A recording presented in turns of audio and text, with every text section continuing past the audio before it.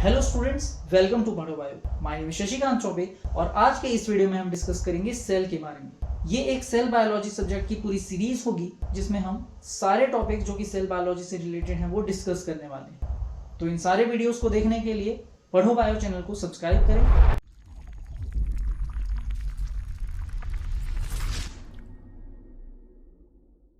तो जैसा कि हम जानते हैं कि हमारे प्लेनेट अर्थ पे डिफरेंट लिविंग ऑर्गेनिजम्स पाए जाते हैं और ये सभी लिविंग ऑर्गेनिजम्स एक सिस्टम की तरह वर्क करते हैं। पूरे लाइफ टाइम में ये अपनी कॉपीज जनरेट करते रहते हैं। तो अगर हम किसी भी एक लिविंग ऑर्गेनिजम्स को ले लें, लेट्स से ह्यूमन, तो इस बॉडी में डिफरेंट ऑर्गन्स पाए जाते हैं, यानी कि डिफरेंट सिस्टम पाए जाते हैं जिन्हें हम ऑर्गन्स कहते हैं। इन हर एक ऑर्गन का फंक्शन अलग अलग होता है और हर एक ऑर्गन मिलकर बना होता है अलग अलग टिश्यूज से। अब ये टिश्यूज मिलकर बने होते हैं कई सेल से। तो आज के इस वीडियो में हम डिस्कस करने वाले हैं सेल के बारे में। तो हम सेल को इस तरीके से डिफाइन करते हैं कि cell is the basic structural and functional unit of life. तो जैसा कि हमने अभी देखा कि किसी भी लिविंग ऑर्गेनिजम्स के अंदर डिफरेंट ऑर्गन्स पाए जाते हैं जिनका फंक्शन अलग अलग होता है और हर एक ऑर्गन में बहुत सारे सेल्स पाए जाते हैं जिनसे ये ऑर्गन बना होता है। तो इसीलिए हमने इस डेफिनेशन में कहा तो सेल ही वो बेसिक यूनिट है जो स्ट्रक्चर और फंक्शन प्रोवाइड करता है किसी भी लिविंग ऑर्गेनिज्म को। तो सेल बायोलॉजी के इस वीडियो में हम डिस्कस करेंगे सेल के स्ट्रक्चर, फंक्शन और साथ ही इसके बिहेवियर को। हम भी एक लिविंग मल्टी सेलुलर ऑर्गेनिज्म है जहाँ पे बहुत सारे ऑर्गन्स पाए जाते हैं और ये बहुत सारे सेल से मिलकर बने होते हैं जो आपस में कम्युनिकेशन करते हैं।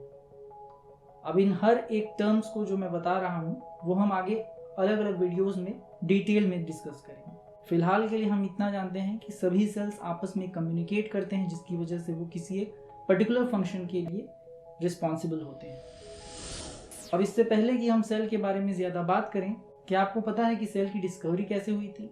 तो रॉबर्ट हुक ने 1665 में जब बॉटल पे पाए जाने वाले कॉर्क, जो कि उस समय वुड बार्क से बने होते थे, उन्होंने जब उसे माइक्रोस्कोप में ऑब्जर्व किया तो उन्होंने पाया कि इसमें कुछ छोटे छोटे बॉक्स जैसे स्ट्रक्चर विजिबल हो रहे थे और ये स्ट्रक्चर बिल्कुल उस रूम की तरह थे जिसमें उस समय मॉन्क्स रहा करते थे और उसे सेला कहा जाता था। तो इसलिए उन्होंने इन स्ट्रक्चर्स को सेल का नाम दिया। तो ये सेल वर्ड एक लैटिन टर्म है जो कि सेला वर्ड से आया है। बट यहाँ पे रॉबर्ट हुक ने उन स्ट्रक्चर्स में जो डिफरेंट कंपोनेंट्स सेल के अंदर पाए जाते हैं उन्हें अभी तक नहीं देखा था, जो कि हम आज के डेट में जानते हैं कि कौन कौन से कंपोनेंट्स सेल के अंदर पाए जाते हैं। तो इस वजह से उन्हें ये जो सेल्स थे ये अलाइव या फिर जीवित नहीं लगे। तो उनके इस ऑब्जर्वेशन से हमें सेल के अंदर पाए जाने वाले किसी भी कंपोनेंट के बारे में पता नहीं था, लेकिन उनके ही इस डिस्कवरी से हम सेल के बारे में जान पाए, जिसके बारे में उन्होंने अपने बुक माइक्रोफेजिया में डिस्क्राइब किया है। आगे चल के एंटोन वैन लीeuwenhoek आए जो कि एक माइक्रोबायोलॉजिस्ट थे और इन्होंने और भी ज्यादा पावर के माइक्रोस्कोपिक लेंसेज का यूज किया और इस माइक्रोस्कोप का यूज करके इन्होंने डिफरेंट माइक्रो ऑर्गेनिजम्स को डिस्कवर किया, जैसे कि प्रोटोजोआ, बैक्टीरिया एटसेट्रा। तो ये कुछ बेसिक बातें थी सेल के डिस्कवरी के बारे में। अब हम सबसे इंपॉर्टेंट बात जो कि सेल थ्योरी है उसे डिस्कस करते हैं। तो क्या आपको पता है कि सेल थ्योरी किस तरीके से एग्जिस्टेंस में आई? ये थ्योरी एक्चुअली मैथायस स्लिडेन और थियोडर श्वान के द्वारा दी गई थी। स्लिडेन ने प्लांट टिश्यूज को जब स्टडी किया तो उन्होंने पाया कि ये टिश्यूज कई प्रकार के सेल से मिलकर बने हुए हैं और बाद में श्वान ने एनिमल टिश्यूज पे जब स्टडी किया तो उन्होंने पाया कि यहाँ पे भी कुछ different type of cells present थे जिससे कि एनिमल टिश्यूज बना है। तो इन दोनों ने मिलकर एक थ्योरी दी जिसे हम आज सेल थ्योरी के नाम से जानते हैं। इस थ्योरी में मेनली 3 पॉइंट्स को डिस्कस किया गया था, जिनमें से पहला पॉइंट है कि all the living organisms are made up of 1 और मोर सेल्स। मतलब हम अगर बात करें सिंगल सेल वाले ऑर्गेनिज्म की जिसे हम यूनिसेलुलर ऑर्गेनिज्म कहते हैं, या फिर ऐसे ऑर्गेनिज्म की जो कि बहुत सारे सेल से मिलकर बना होता है मल्टीसेलुलर ऑर्गेनिज्म, ये सभी अल्टीमेटली किसी न किसी सेल से ही बने होते हैं। तो हम अगर एग्जांपल दें कि ईस्ट, पैरामीशियम, अमीबा, तो ये सिंगल सेल से बने हुए माइक्रो ऑर्गेनिजम्स हैं, इसलिए हम इन्हें यूनिसेलुलर ऑर्गेनिज्म कहते हैं। बट ये लिविंग ऑर्गेनिज्म भी सेल से ही बने हैं। और दूसरी तरफ अगर हम बात करें काऊ, डॉग, रैबिट, हैन एटसेट्रा, तो ये सभी बहुत सारे सेल से मिलकर बने हुए हैं, इसलिए हम इन्हें मल्टी सेल और लिविंग ऑर्गेनिज्म कहते हैं। बट ये भी सेल से ही मिलकर बने हुए हैं। अब अगर सेकंड पॉइंट डिस्कस करें तो इसमें कहा गया है कि cell is the basic structure and organization in organism. इस पॉइंट को समझने के लिए हमें किसी एक ऑर्गेनिज्म को डिस्कस करना पड़ेगा। तो हम यहाँ पे खुद की बात करते हैं, लेट्स से ह्यूमन। तो अगर हम एक ह्यूमन को भी देखें तो यहाँ पे बहुत सारे ऑर्गन्स पाए जाते हैं और ये सभी ऑर्गन्स आपस में कम्युनिकेट करके एक ऑर्गेनाइजेशन बनाते हैं जिनका अलग अलग फंक्शन होता है। तो हम इसमें पर्टिकुलर किसी एक ऑर्गेनाइजेशन की बात करते हैं, लेट्स से ब्लड। तो ये ब्लड भी कई तरह के अलग अलग सेल्स से मिलकर बना होता है, जैसे कि मोनोसाइट, लिम्फोसाइट जिसमें बी लिम्फोसाइट, टी लिम्फोसाइट्स पाए जाते हैं, बेसोफिल्स, न्यूट्रोफिल्स एटसेट्रा। दूसरी तरफ अगर हम इसमें से कोई दूसरा ऑर्गन उठा लें जैसे कि ब्रेन, तो ये ब्रेन भी बना होता है न्यूरॉन सेल से और कुछ नॉन न्यूरॉन सेल्स, पर अल्टीमेटली ये सभी सेल्स हैं जो कि डिफरेंट फंक्शन को परफॉर्म कर रहे हैं। तो इस पॉइंट में यही बताया गया है कि हर एक ऑर्गेनाइजेशन में सेल ही प्रेजेंट होते हैं जो कि डिफरेंट फंक्शंस को परफॉर्म करते हैं।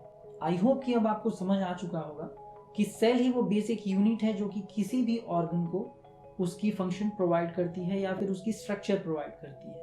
तो अब हम थर्ड पॉइंट डिस्कस कर लेते हैं जिसमें कहा गया है कि cell arise from the pre existing cells. इसका मतलब ये है कि कोई भी जो सेल है वो आगे चल के न्यू सेल्स बनाएगा, और अगर दूसरे भाषा में कहें तो कोई भी जो सेल प्रेजेंट है पहले से, वो किसी ना किसी प्री एग्जिस्टिंग मतलब पहले से मौजूद सेल से ही आकर बना होगा।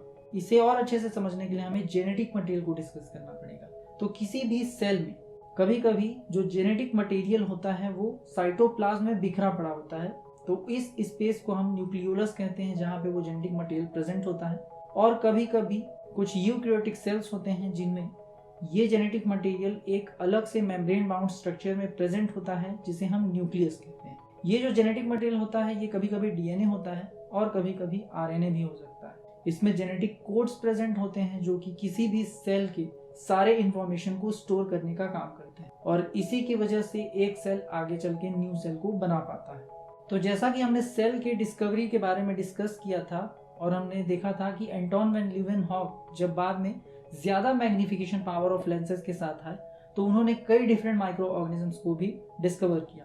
तो उसके बाद सेल थ्योरी में कुछ इंटरप्रिटेशंस किए गए जिसकी वजह से सेल थ्योरी को बाद में हमने मॉडर्न सेल थ्योरी का नाम दिया। तो बेसिकली यहाँ पे 3 न्यू पॉइंट्स को ऐड किया गया था। तो पहला पॉइंट था energy flow occur within the sales.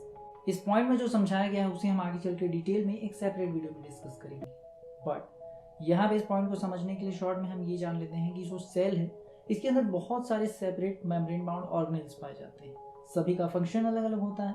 उसी तरीके से एक ऑर्गेनेल होता है जिसे हम माइटोकॉन्ड्रिया कहते हैं। कुछ बुक्स में इसे पावर हाउस ऑफ सेल भी कहा जाता है क्योंकि ये एटीपी का फॉर्मेशन करने में हेल्प करता है। और सेल के अंदर जब भी एनर्जी यूज होती है तो वो मेनली एटीपी के फॉर्म में होती है जिसे हम एनर्जी करेंसी कहते हैं ऑफ सेल। तो ये एनर्जी करेंसी बनती है माइटोकॉन्ड्रिया में, और ये बेसिकली कई प्रोसेस के थ्रू बनती है जिसमें से मेन है ट्राई कार्बोक्सिक एसिड साइकिल, दूसरा है ग्लाइकोलिसिस और तीसरा है ऑक्सीडेटिव फॉस्फोराइलेशन। तो इस वजह से बताया गया है कि जो एनर्जी फ्लो होता है वो किसी भी सेल के अंदर चलता रहता है क्योंकि वो माइटोकॉन्ड्रिया से चलता है। अब मॉडर्न सेल थ्योरी की सेकेंड पॉइंट पे आते हैं जिसमें बताया गया है कि cell contain DNA which is found specifically in the chromosome.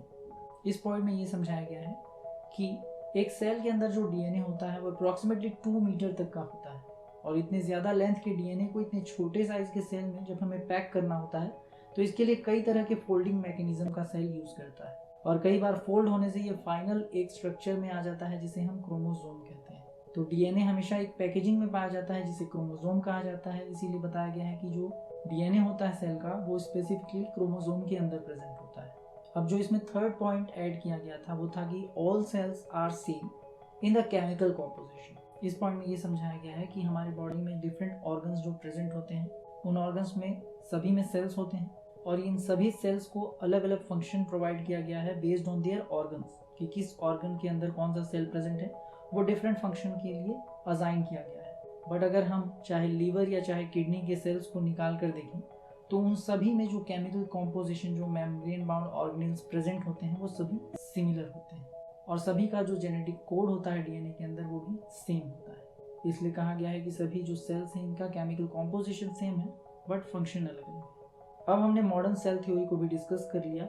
अब हम एक शॉर्ट डिस्कशन कर लेते हैं टाइप ऑफ सेल्स का। तो सेल्स को बेसिकली 2 टाइप्स में डिवाइड किया गया है। एक होता है प्रोकैरियोटिक सेल और एक होता है यूकैरियोटिक सेल। ये जो प्रोकैरियोटिक वर्ड है ये 2 वर्ड से मिलकर बना है। प्रो मीन्स प्रिमिटिव यानी पुराना, और कैरियन मीन्स न्यूक्लियस। इनका जो न्यूक्लियस होता है इसके किनारे एक न्यूक्लियर मेम्ब्रेन नहीं पाया जाता है। और इस प्रोकैरियोटिक सेल्स को भी दो अलग अलग डोमेन्स में डिवाइड किया गया था, एक था बैक्टीरिया और दूसरा था आर्किया। प्रोकैरियोट सेल्स यूकैरियोट से पहले अराइज हुए थे, इसलिए इन्हें प्रिमिटिव कहा जाता है। यहाँ पर कोई भी मेम्ब्रेन बाउंड ऑर्गेनेल प्रेजेंट नहीं होते हैं। हम यहाँ पे प्रोकैरियोटिक सेल को समझने के लिए एक बैक्टीरियल सेल का एग्जांपल ले रहे हैं, जिसमें एक फ्लूइड पाया जाता है सेल के अंदर जिसे हम साइटोप्लाज्म कहते हैं। इसी फ्लूइड में बाकी सभी कंपोनेंट्स जो हैं प्रेजेंट होते हैं। साथ ही इस पूरे बैक्टीरियल सेल के किनारे एक मेम्ब्रेन पाई जाती है जिसे हम सेल मेम्ब्रेन या फिर प्लाज्मा मेम्ब्रेन कहते हैं।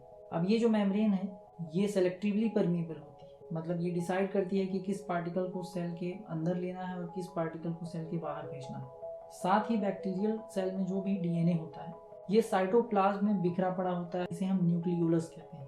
यहाँ पे कोई अलग से मेम्ब्रेन नहीं पाई जाती है जो कि सेपरेट करती हो डीएनए को। और बैक्टीरियल सेल के एंड पे एक प्रोजेक्शन पाई जाती है जिसे हम फ्लैजेला कहते हैं। ये सेल के लोकोमोशन या फिर मूवमेंट में हेल्प करती है, सेल को एक प्लेस से दूसरे प्लेस पहुंचाने में। साथ ही कुछ छोटे छोटे प्रोजेक्शंस भी सेल के सरफेस पे पाए जाते हैं जिन्हें हम सीलिया के नाम से जानते हैं। ये सेल को किसी भी सरफेस से अटैच होने में हेल्प करते हैं। ये सभी प्रोकैरियोटिक सेल्स के कुछ स्पेसिफिक फीचर्स थे। अब हम बात कर लेते हैं यूकैरियोटिक सेल्स की। अगर यूकैरियोटिक सेल की बात करें तो इसमें भी एक आउटर कवरिंग पाई जाती है जिसे हम सेल मेम्ब्रेन या फिर प्लाज्मा मेम्ब्रेन कहते हैं। ये भी सेलेक्टिवली परमिएबल होती है जो कि सेलेक्टिव साइज के पार्टिकल्स को ही अलाउ करती है पास होने का। ये एनिमल सेल और प्लांट सेल्स दोनों में पाई जाती है, लेकिन प्लांट सेल्स में एक एक्स्ट्रा लेयर भी पाई जाती है जिसे हम सेल वॉल कहते हैं।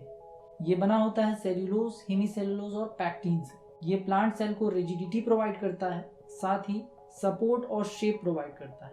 अगर बात करें न्यूक्लियस की तो यूकैरियोटिक सेल में न्यूक्लियस एक अलग से स्पेस में प्रोवाइड होता है और साथ ही इसमें एक आउटर कवरिंग होती है जिसे हम न्यूक्लियर मेम्ब्रेन कहते हैं। और न्यूक्लियस के अंदर चलें तो इसके अंदर डीएनए प्रेजेंट होता है। यह डीएनए अप्रोक्सीमेटली 2 मीटर लेंथ तक का हो सकता है। और साथ ही न्यूक्लियस के अंदर और न्यूक्लियस के बाहर हर जगह राइबोसोम प्रेजेंट होता है जो कि प्रोटीन सिंथेसिस में हेल्प करता है। सेल के अंदर जितने भी कंपोनेंट्स प्रेजेंट होते हैं ये सभी कंपोनेंट्स एक फ्लूइड में प्रेजेंट होते हैं और इस फ्लूइड को हम साइटोप्लाज्म के नाम से जानते हैं।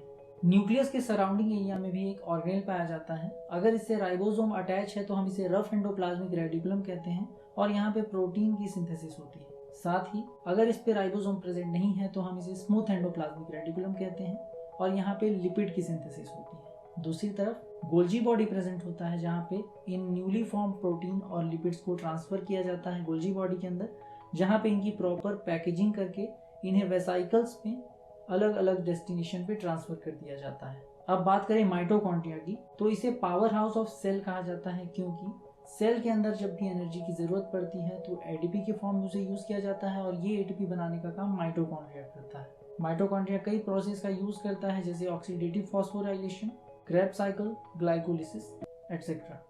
इन प्रोसेस के थ्रू इस एटीपी का फॉर्मेशन करता है। अगर बात करें प्लांट यूकैरियोटिक सेल की तो यहाँ पे एक एक्स्ट्रा ऑर्गेनेल पाया जाता है जिसे हम क्लोरोप्लास्ट कहते हैं। अब ये जो क्लोरोप्लास्ट है इसके अंदर फोटोसिंथेसिस चलती है और अगर फोटोसिंथेसिस के ऊपर डिटेल वीडियो देखना है तो आप आई बटन पे क्लिक कर सकते हैं। इसकी एक प्रॉपर प्लेलिस्ट यहाँ पे दी गई है। और अब हम वैक्यूल की बात करते हैं। Vacuole plant cell as well as animal cell दोनों में ही पाए जाते हैं। एनिमल सेल्स में वैक्यूल्स बहुत सारे नंबर्स में और छोटे छोटे पाए जाते हैं जो कि वेस्ट मैनेजमेंट का काम करते हैं।